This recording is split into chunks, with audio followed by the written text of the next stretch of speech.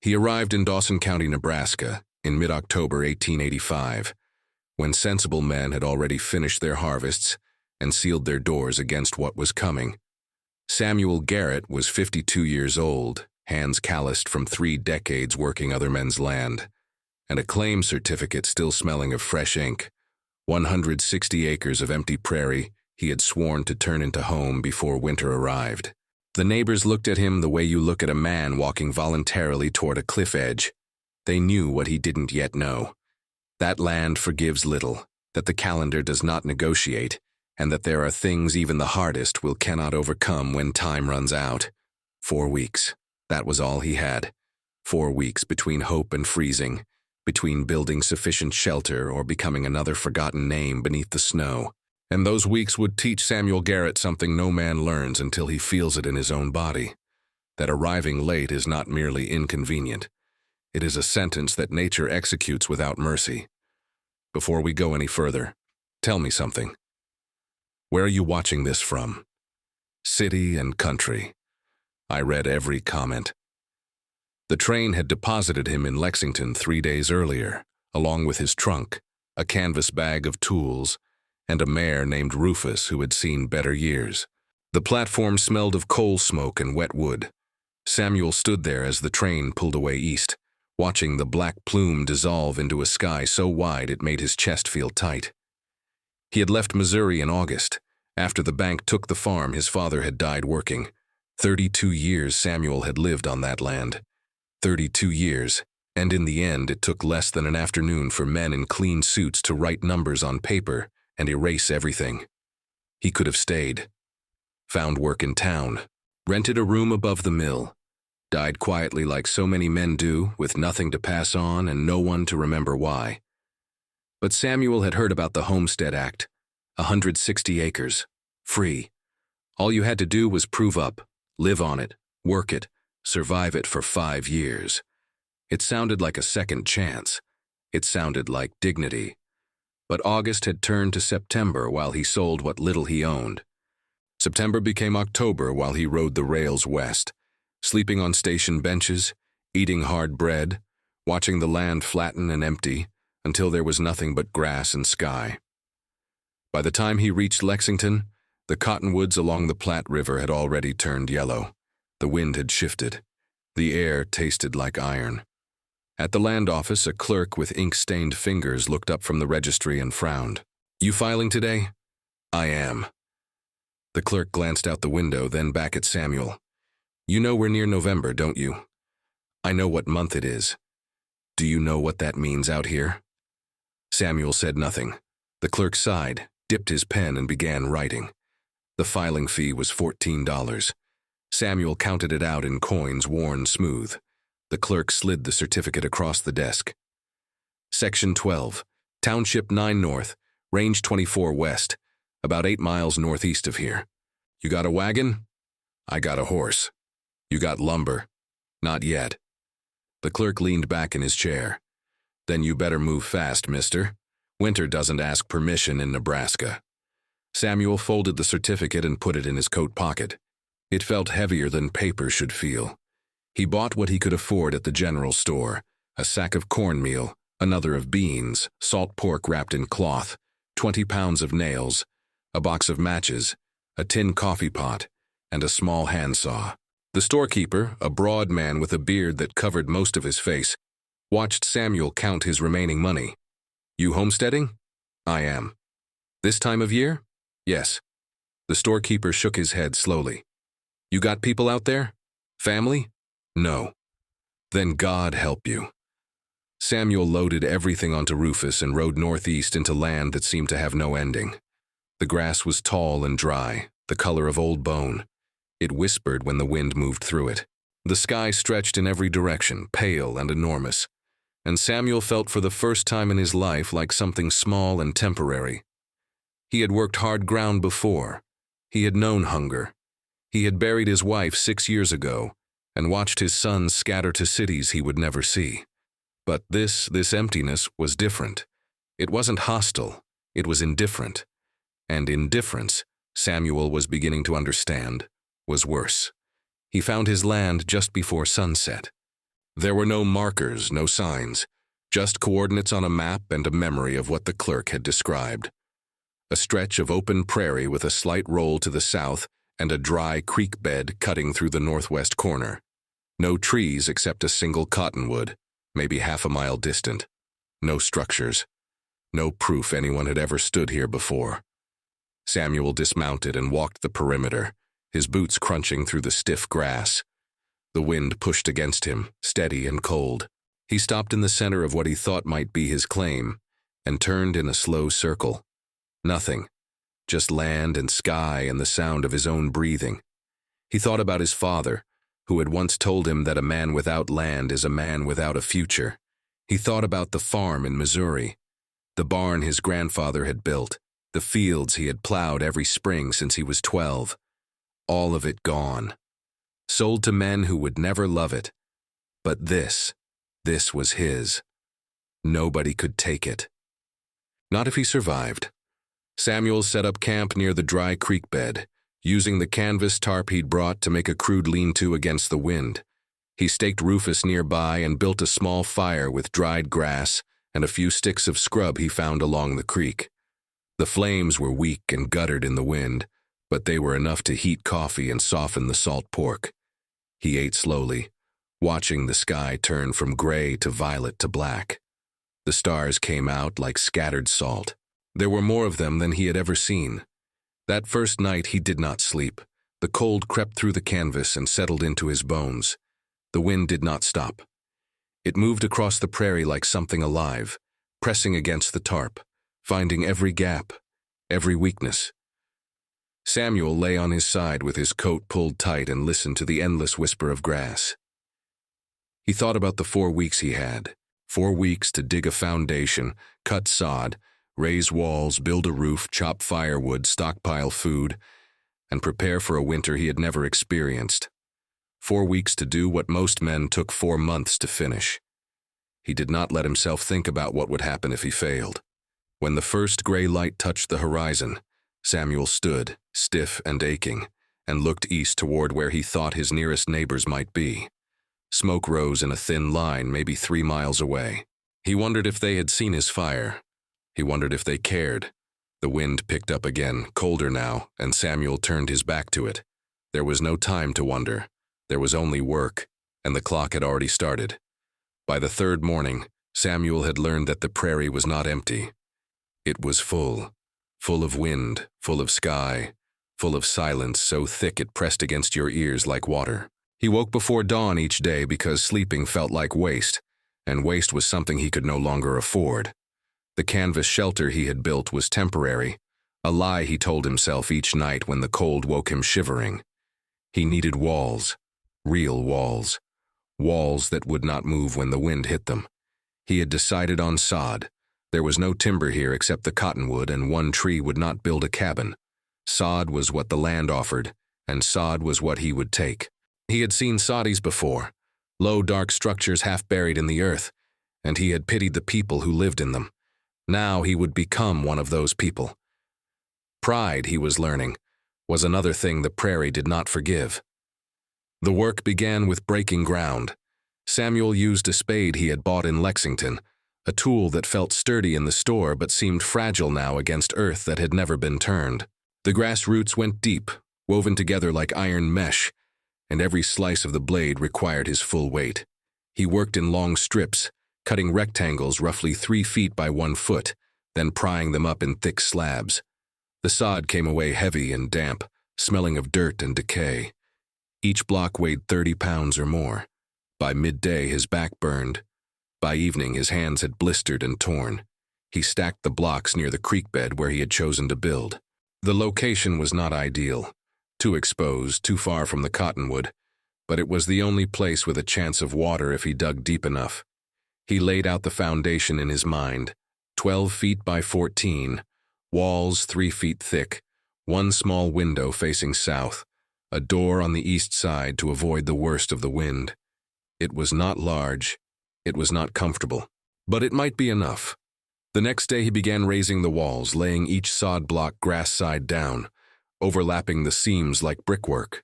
The blocks were uneven, crumbling at the edges, and he had to trim them with the handsaw to make them fit. The saw was dull, the work was slow. By noon he had completed one corner barely 2 feet high.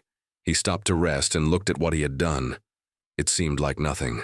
A pile of dirt pretending to be a structure. Samuel forced himself to eat. Cold beans from the tin, a piece of hardtack that tasted like chalk. Rufus stood nearby, cropping at the dry grass, unconcerned. The horse was old, 15 or 16, with a sway in his back and a cough that came and went. Samuel had bought him cheap in Missouri from a man who said the animal still had good years left. Samuel had believed him because he needed to believe him. Now he watched Rufus and wondered how many good days either of them really had. The afternoon stretched long and silent. Samuel worked without stopping, his mind empty except for the rhythm of lift, place, adjust, lift, place, adjust. The sun crossed the sky. His shadow moved across the ground. The walls rose inch by inch. By sunset he had completed the first course all the way around, a low square outline of earth that looked more like a grave than a house. That night, the wind came harder. It tore at the canvas shelter and ripped one corner free from its stakes. Samuel woke to cold air flooding in and the tarp snapping like a sail. He stumbled out into the dark, barefoot, and wrestled the canvas back down, driving the stakes deeper with a rock. His hands were numb. His breath came in clouds. When he finally crawled back under the tarp, he lay shivering for an hour before his body warmed enough to sleep. 3 days later, the walls were waist-high. Samuel had fallen into a kind of trance, a state where his body moved without thought and time became measured only in blocks laid and blocks remaining. He no longer noticed the cold in the mornings. He no longer tasted his food. Everything narrowed to the work, but the work was not enough. He also needed a roof, and for that he needed timber. The cottonwood by the creek was the only option. He spent half a day cutting it down with the handsaw, the blade biting slowly through green wood that wept sap and resisted every stroke. When the tree finally fell, it crashed into the dry creek bed with a sound that echoed across the empty land. Samuel stood over it, breathing hard, and felt something close to grief.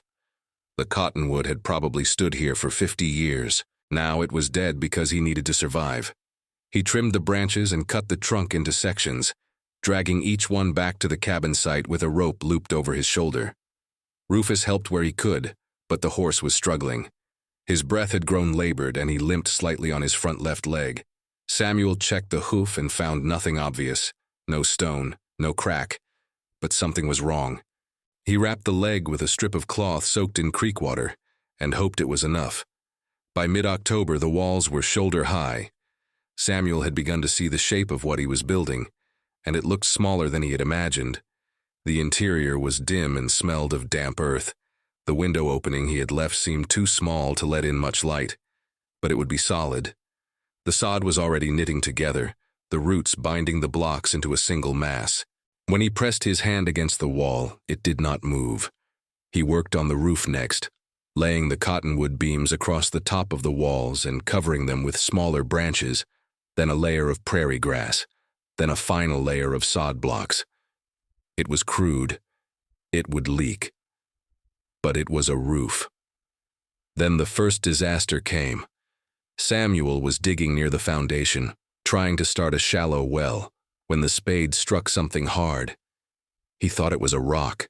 He adjusted his angle and struck again. The handle snapped, not cracked, snapped clean through, the wood splitting along an old dry seam he had not noticed. The blade fell into the dirt. The broken handle hung useless in his hands. He stood there, staring at it, and felt something cold settle in his chest. The spade was essential. Without it, he could not finish the well. Without the well, he had no water. Without water, he could not stay. He wrapped the broken handle in cloth and rode Rufus into Lexington. The trip took 3 hours. The town looked different now, busier, full of men preparing for winter. At the general store, Samuel bought a new spade handle for $1.20. It was money he did not have to spare. His total remaining funds now sat at $11 and some coins. $11 to last until spring. On the way back, Rufus began to limp worse. By the time they reached the claim, The horse was favoring his front leg badly. Stepping gingerly, his head low, Samuel dismounted and examined the hoof again. This time he found it. A dark line of infection running up from the frog, the tissue hot and swollen. He cleaned it as best he could, packed it with mud, and wrapped it again. But he knew. Rufus was going lame. Without the horse, Samuel could not haul timber. He could not fetch supplies. He could not travel to town. He would be alone, on foot, 8 miles from the nearest help with winter coming and a cabin that was still not finished. That night, Samuel sat by the fire and did something he had not done in years. He prayed. Not to God exactly.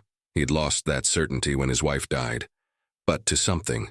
To the land, maybe, to the wind, to whatever force governed whether men lived or died in places like this. He prayed for time, just a little more time. The fire burned low. The stars turned overhead, and the wind, as always, did not stop. Late October arrived with a sky the color of old iron. Samuel woke on the 23rd to find frost covering the canvas tarp, white and crystalline, melting wherever his breath touched it. The cold had teeth now. It was no longer a warning. It was a promise. Rufus could barely walk. The infection had spread despite Samuel's efforts, and the horse now stood with his weight shifted entirely off the injured leg. Samuel knew what needed to be done, but he could not bring himself to do it. Rufus was more than transportation. He was the last living thing that had traveled with Samuel from his old life. Killing him would be practical. It would also be final. So Samuel worked alone. He hauled the remaining cottonwood beams on his back, one at a time, his boots slipping in the frost-slick grass.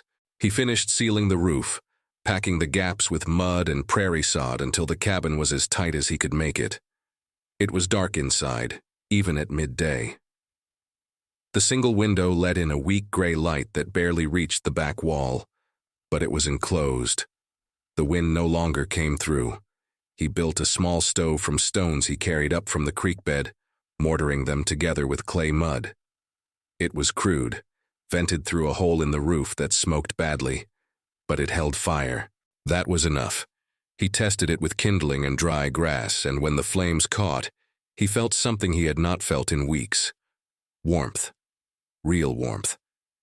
He sat beside it for 10 minutes, letting the heat soak into his hands, and almost wept. But there was no time for rest. He still needed firewood. He still needed food. The cornmeal was half gone. The salt pork had run out days ago. He had been eating beans boiled in creek water. Sometimes with a prairie chicken he managed to snare, more often without. His body had begun to change. His clothes hung loose. His ribs showed. When he caught his reflection in the water bucket, he saw a man he did not recognize. Gaunt, bearded, eyes sunk deep with exhaustion. On the morning of October 26th, Samuel set out on foot to hunt. He carried the old rifle he had brought from Missouri, a single-shot Springfield he had not fired in 2 years. He walked south along the creek bed, moving slowly, watching for movement. The land was silent except for the wind. No birds, no deer, just empty grass stretching away in every direction. He walked for 3 hours and saw nothing. His legs ached. His breath came hard. He was about to turn back when he spotted them. 2 rabbits, maybe 30 yards out, sitting motionless in the grass. Samuel dropped to one knee, raised the rifle, sighted down the barrel. His hands shook. He forced them steady, squeezed the trigger. The shot cracked across the prairie, flat and sharp. One rabbit bolted. The other kicked once and lay still. Samuel walked over and picked it up, feeling the warmth leave its body. It was small, barely 2 pounds, but it was food. He dressed it that night by the stove, working carefully with his knife, saving every scrap of meat. He boiled it in the pot with the last of the beans and ate until his stomach hurt.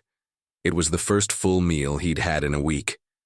When he finished, he sat staring into the fire and let himself believe just for a moment that he might survive this. The next morning, he woke to silence. Not the usual silence of the prairie. This was different, heavier. Samuel crawled out from under the blanket and pushed open the cabin door. Snow. Not heavy, but steady. falling in small dry flakes that hissed against the grass. The sky was low and white. The wind had stopped. It was too early. Snow in late October was not unheard of, but this felt wrong. This felt like the beginning of something that would not stop. Samuel stood in the doorway and watched the snow fall. He thought about the firewood he had not yet cut, the well he had not yet finished, the supplies he could not afford to buy, the horse that could no longer carry him. He thought about the 4 weeks he had been given and realized they were gone. All of them. Used up. And he was not ready. That was when he heard it. Hoofbeats. He turned and saw them coming from the east. 2 riders moving slowly through the falling snow. As they drew closer, Samuel recognized the lead rider. It was the German farmer who lived 3 miles southeast, a man named Otto Steinhardt. He had come by once before, 2 weeks earlier, to see what fool had filed a claim this late in the season. He had not stayed long. Otto reined in his horse a few yards from the cabin. He was a big man, broad-shouldered, with a thick beard going gray. The man riding with him was younger, maybe 30, with the same hard look in his eyes. Otto looked at the cabin, then at Samuel, then back at the cabin. "You finish?" Otto said. His English was rough but clear. "Enough," Samuel said. Otto dismounted and walked around the structure, inspecting the walls, the roof, the stovepipe. He said something in German to the younger man, who nodded. Then Otto came back and stood in front of Samuel. "You alone here?" "I am. You have food?" Samuel hesitated. "Some." "How much?" "Enough." Otto studied him for a long moment. The snow fell between them. Finally, Otto shook his head. "You will not make it." Samuel felt something tighten in his chest. "I'll make it." "No, you will not. You have no wood, no water, no food, and winter is here." Otto gestured at the sky. "This is not the last snow. This is the first. I know what it is. Then you know you are dying." The words landed like a blow. Samuel opened his mouth to respond, but nothing came. Because Otto was right. He knew it. He had known it for days, maybe weeks. He was not ready. He would not be ready. And the prairie did not care. Otto reached into his coat and pulled out a small bundle wrapped in cloth. He held it out. "Bread. From my wife. She say you need it." Samuel stared at the bundle. He did not want charity. He did not want pity. But his hands reached out and took it anyway. The bread was still warm.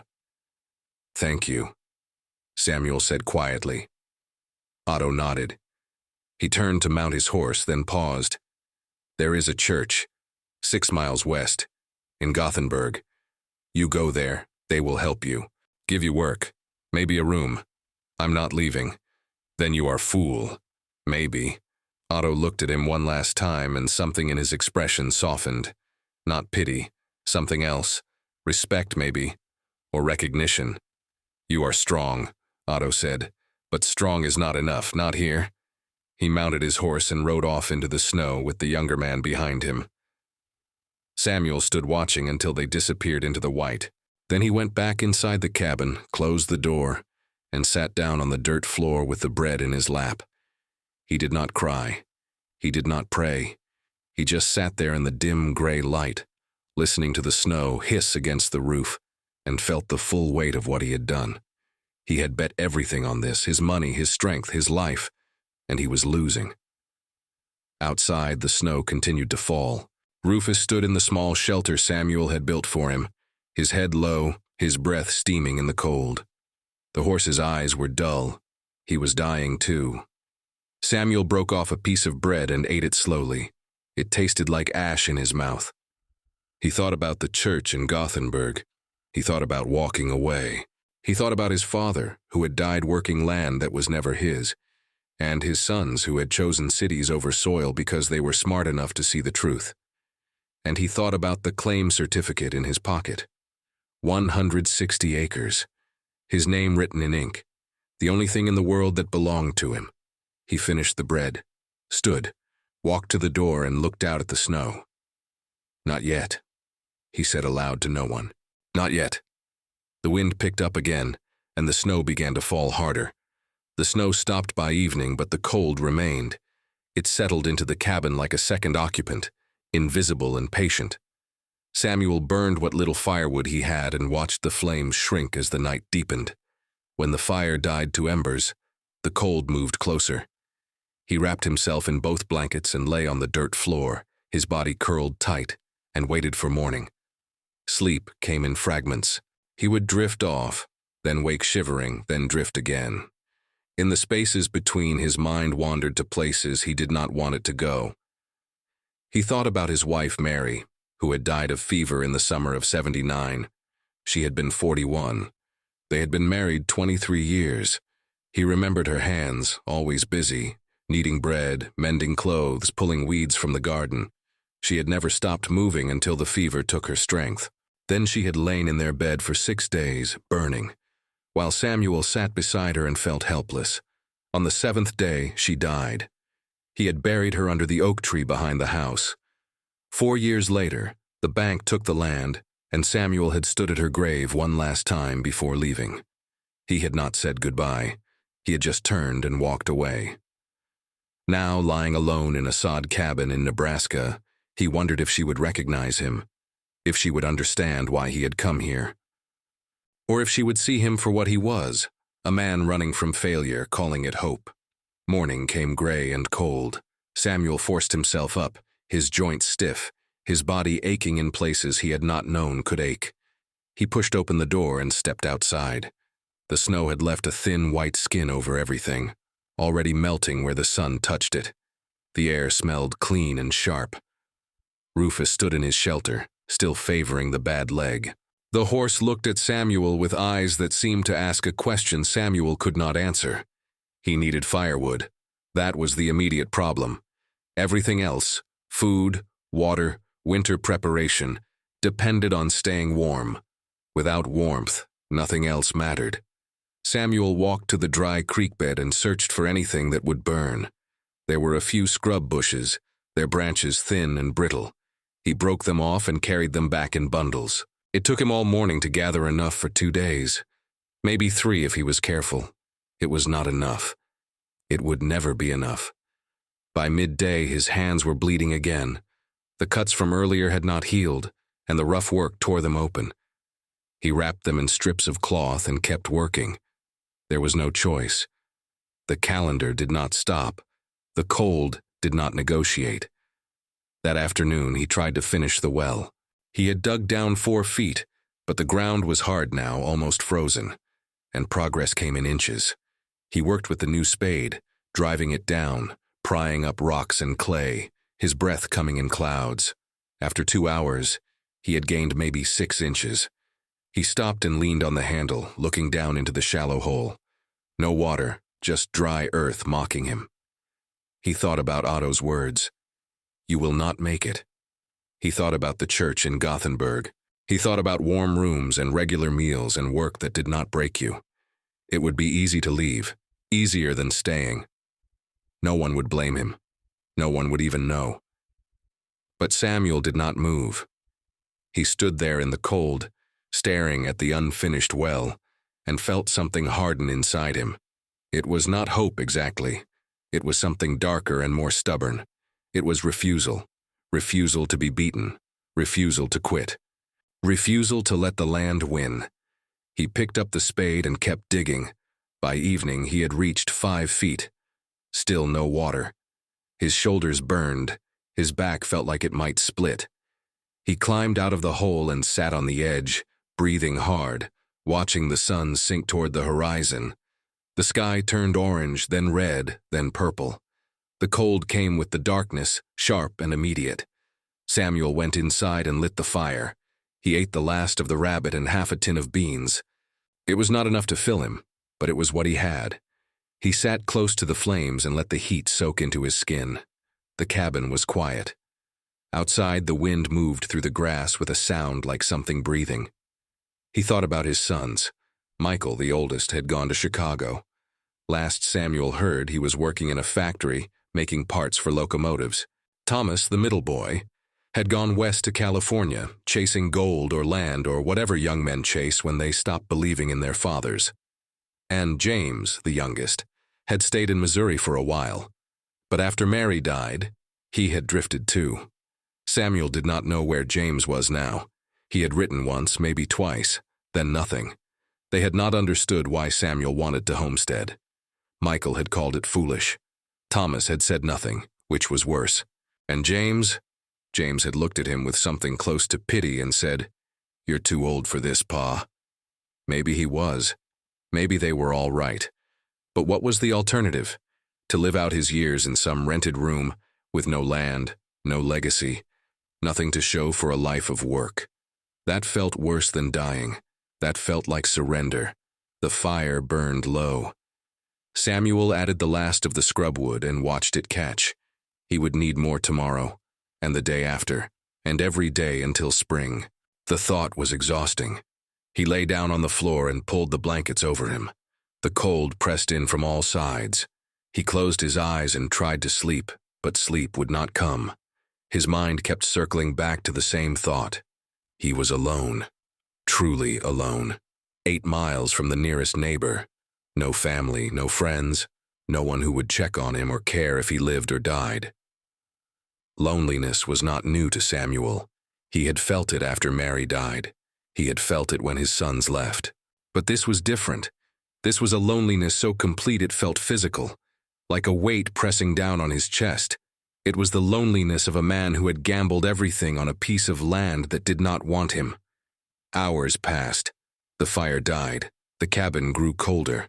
Samuel lay in the darkness and listened to the wind and wondered what he was trying to prove, and to who. When he finally slept, he dreamed of Mary. She was standing in the cabin doorway, backlit by summer sun, wearing the blue dress she had been buried in. She did not speak.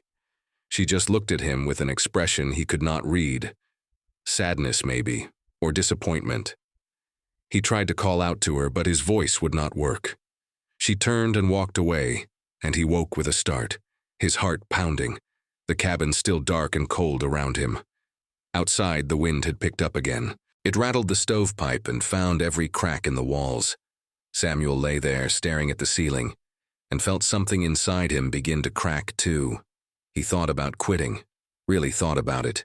He could leave in the morning, walk to Lexington, sell the claim for whatever he could get, find work, survive. It would not be dignity, but it would be survival. And maybe survival was enough. But then he thought about his father, a man who had worked himself to death for land he never owned. A man who had told Samuel, again and again, that a man without land was a man without worth. Samuel had believed him. He had spent his whole life believing him. And now, lying in a sod cabin in the middle of Nebraska, he did not know if that belief was wisdom or just another kind of curse. He closed his eyes. The wind howled, the cold deepened, and Samuel made a choice. He would not leave. Not tomorrow. Not yet. He would stay. He would work. He would endure, not because he believed he would win, but because he did not know how to do anything else. Sometimes the hardest battles are not against the land or the weather or even other men. Sometimes they are against the voice inside that tells you to stop, to give up, to let go.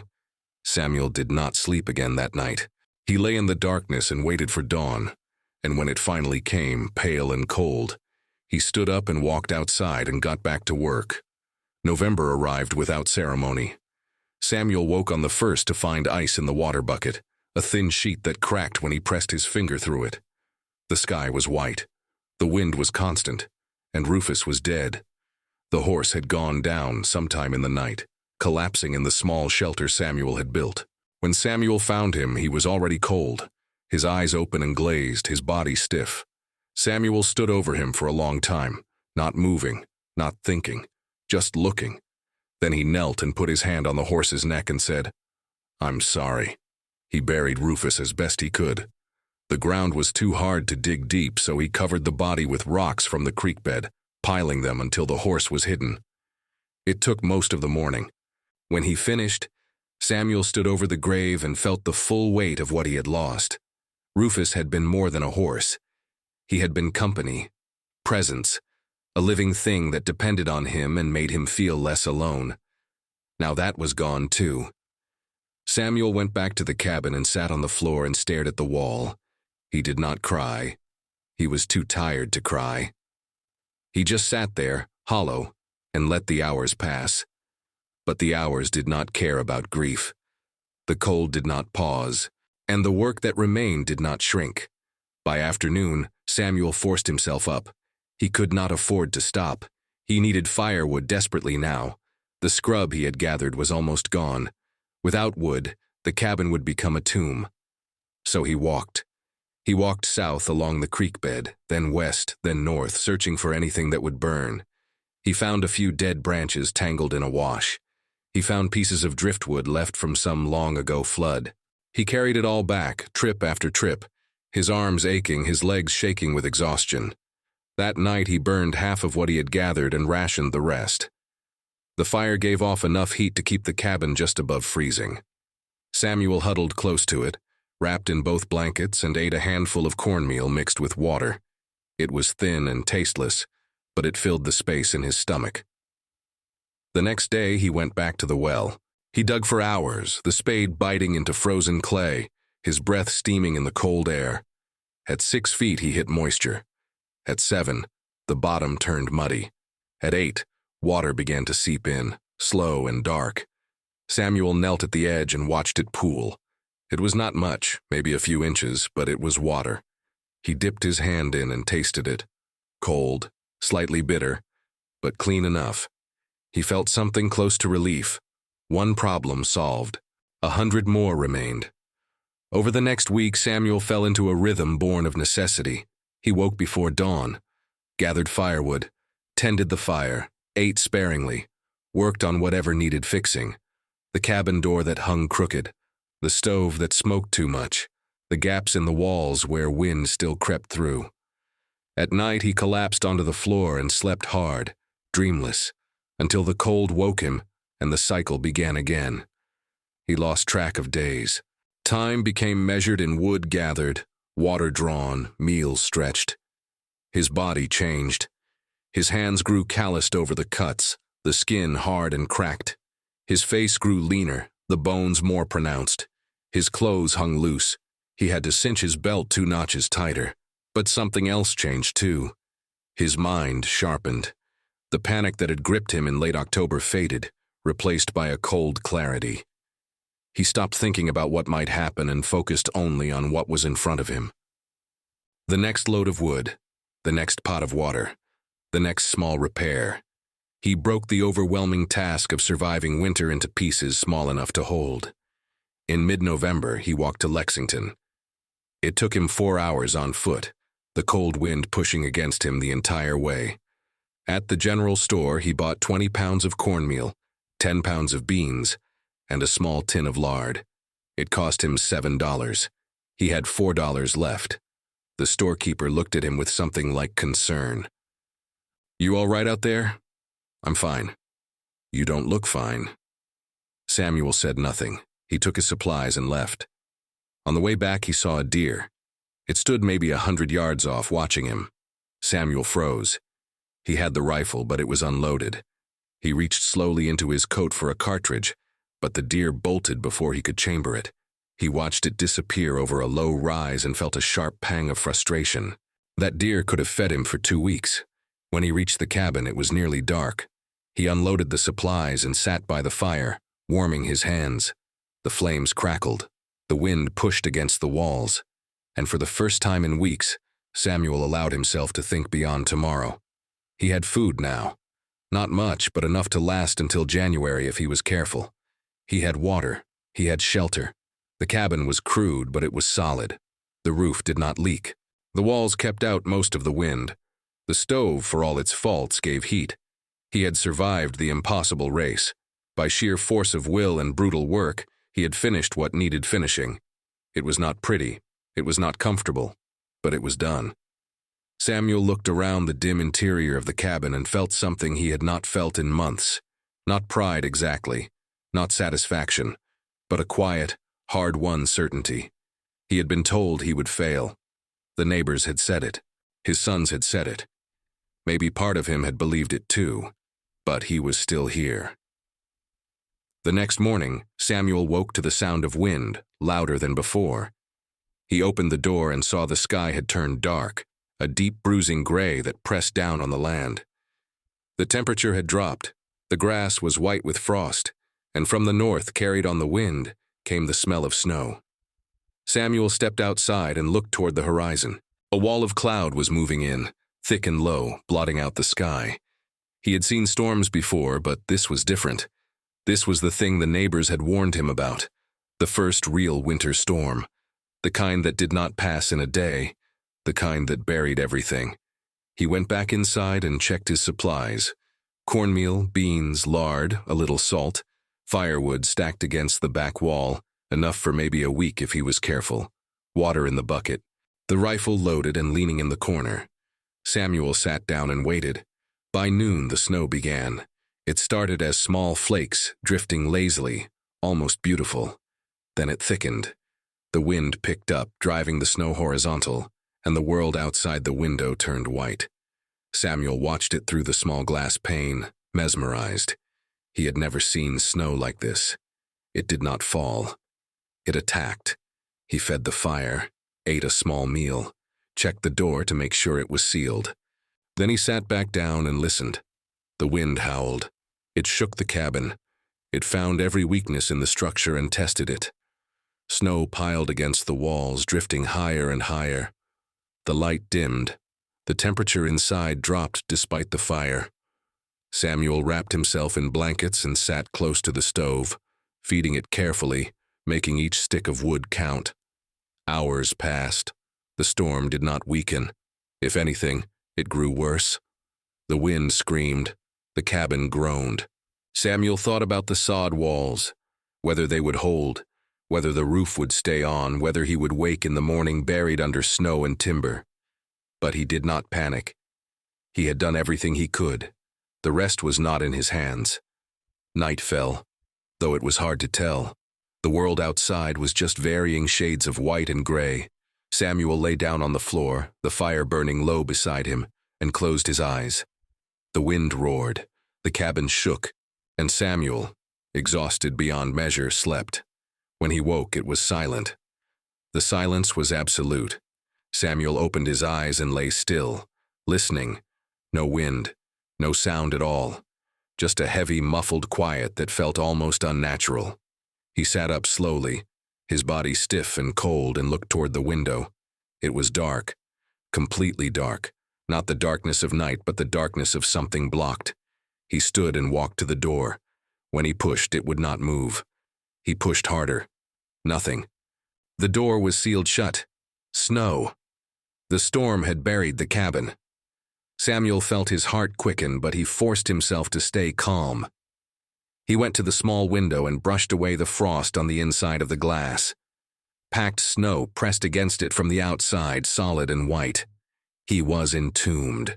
For a moment, panic touched the edges of his mind. Then he pushed it away. He had a shovel. He had the door. He had air. The stovepipe was still drawing, which meant it was not completely blocked. He would dig out. It would take time, but he would do it. Samuel lit a small fire in the stove, just enough for light and a little warmth. Then he took the shovel and began working on the door, using the blade to chip away at the packed snow that had wedged into the frame. It was slow work. The snow was dense, compressed by wind, and it resisted every scrape. But inch by inch, he cleared it. After an hour, the door gave. He pushed it open a crack, and snow cascaded into the cabin. Samuel widened the gap and kept pushing until he could squeeze through. Outside, the world had transformed. Snow covered everything, 3 feet deep, maybe more in the drifts. The sky was pale blue, cloudless, and the sun hung low and bright on the horizon. The air was so cold it hurt to breathe. Samuel stood in the doorway, looking out at the endless white, and felt very small. But he was alive. The cabin had held. The roof had not collapsed. The walls had not given way. He had made it through. Samuel dug a path from the door to the woodpile, then to the well. It took most of the morning. His muscles screamed. His lungs burned in the cold air. But he did not stop. When the paths were clear, he carried wood inside, stacked it by the stove, and drew water from the well. The water was ice cold, but it was clean. That afternoon, he sat by the fire and ate a small meal, cornmeal mush with a spoonful of lard stirred in. It was bland and thick, but it was warm. He ate slowly, savoring the heat, and felt his body begin to relax. The worst had come, and he had survived it. Over the next days, the cold settled in with a permanence that felt geological. The temperature did not rise. The snow did not melt. Samuel's world shrank to the cabin, the well, and the small area he kept cleared around them. Everything else was buried. He fell into a new rhythm. Wake, tend the fire, melt snow for extra water, eat sparingly, repair small things, check the roof for leaks, feed the fire again, sleep, repeat. The isolation was total now. He had not seen another person in weeks. He did not expect to. No one traveled in this cold. The prairie was empty, locked under snow and wind, and Samuel was alone in the center of it. But the loneliness had changed. It was still there, a constant presence, but it no longer frightened him. He had learned to live with it, to sit with it. He spent hours staring into the fire, thinking about nothing, or thinking about everything. He thought about Mary. He thought about his sons. He thought about his father and the farm in Missouri and all the years that had led him to this place. He wondered what his father would say if he could see him now, living in a sod hut, burning scraps of wood, eating cornmeal and beans, alone in the middle of Nebraska. Would he be proud? Or would he see it as Samuel sometimes did, as the last desperate gamble of a man who had nothing left to lose? Samuel did not know, and it did not matter. His father was dead. His wife was dead. His sons were scattered. The only person who needed to understand why he was here was himself. And slowly, in the long, cold hours, he began to. He had not come to Nebraska for land. Not really. He had come because he needed to prove something, to prove he was not finished, to prove he could still build, still work, still matter. The land was just the excuse. The real homestead he was trying to claim was inside himself, some piece of dignity, some sense of purpose that the bank and the years and the losses had tried to take from him. And maybe he had found it, not in success, but in refusal, in the stubborn, quiet act of not giving up. December passed in a blur of white and cold. Samuel marked the days on the cabin wall with a piece of charcoal, a single line for each sunrise. Christmas came and went without acknowledgement. New Year followed. The snow continued. The cold deepened. But Samuel endured. In mid-January, the weather broke. The temperature rose just enough for the snow to begin compacting. The wind calmed. And one morning, Samuel heard a sound he had not heard in weeks. A bird, just one, calling from somewhere out on the prairie. It was a small sound, fragile, but it was life. Samuel opened the door and stepped outside. The sky was still gray but lighter. The sun was a pale disk behind thin clouds. He walked a few yards from the cabin and looked around. The land was still buried, still frozen, but something had shifted. Winter was no longer tightening its grip. It was holding steady, and that meant the worst was over. He went back inside and sat by the fire. His supplies were low. The cornmeal was almost gone. The beans were nearly finished. The firewood would last maybe another 2 weeks, but spring was coming. Not soon, but eventually. And when it came, he would still be here. Samuel thought about Otto, the German farmer who had told him he would not survive. He wondered if Otto had thought about him during the storms, wondered if the old fool in the sod cabin had frozen to death. Samuel allowed himself a small, bitter smile. He would have to visit Otto in the spring, just to show him he was wrong. That night, Samuel lay on the floor and looked up at the dark ceiling. The fire crackled softly. The wind outside was gentle, almost kind. And for the first time since arriving in Nebraska, Samuel felt something close to peace. He had not won, not in any grand sense. The cabin was still crude. His food was still scarce. The land had not yielded anything but hardship. But he had survived. He had taken everything the prairie could throw at him. The cold, the isolation, the doubt, the fear. And he had not broken. That was enough. It had to be. By late February, the snow began to melt in earnest. Water ran in small streams down the paths Samuel had dug. The creek bed filled. The grass began to show through in patches, brown and matted but alive. Samuel walked his land for the first time in months, checking the boundaries, looking at the soil, imagining what he might plant in the spring. The cabin looked different in the daylight, smaller and shabbier than he remembered. But it was solid. The walls had held. The roof had not leaked. It had done what it needed to do. In early March, Otto came by on horseback. He looked surprised to see Samuel standing outside, splitting wood. "You are alive," Otto said. It was not a question. "I am." Otto dismounted and walked over, studying Samuel with something like respect. "I did not think you would make it." "I know. How did you do it?" Samuel leaned on the axe and looked at the cabin, then back at Otto. "I didn't quit." Otto nodded slowly. "That is more than most can say." He stayed for a while, sharing news from the settlements, who had survived, who had not, what the winter had taken. When he left, he shook Samuel's hand. It was the first time another person had touched him in 4 months. Spring came slowly, grudgingly, but it came. The grass turned green, wildflowers appeared, birds returned. Samuel planted a small garden, corn, beans, squash. He repaired the cabin, adding a second window, fixing the door, reinforcing the walls. He was still alone. He was still poor, but he was no longer afraid. One evening in late April, Samuel sat outside and watched the sun set over the prairie. The sky turned gold, then orange, then deep purple. The land stretched away in every direction, vast and indifferent as always. But it was his. He had earned it, not with money or luck, but with endurance. He thought about the 4 weeks he had been given back in October. 4 weeks to do the impossible. He had done it barely, by the thinnest margin, but he had done it. And that winter, that brutal, silent, endless winter, had taught him something no easy season ever could. It had taught him that survival is not about strength alone.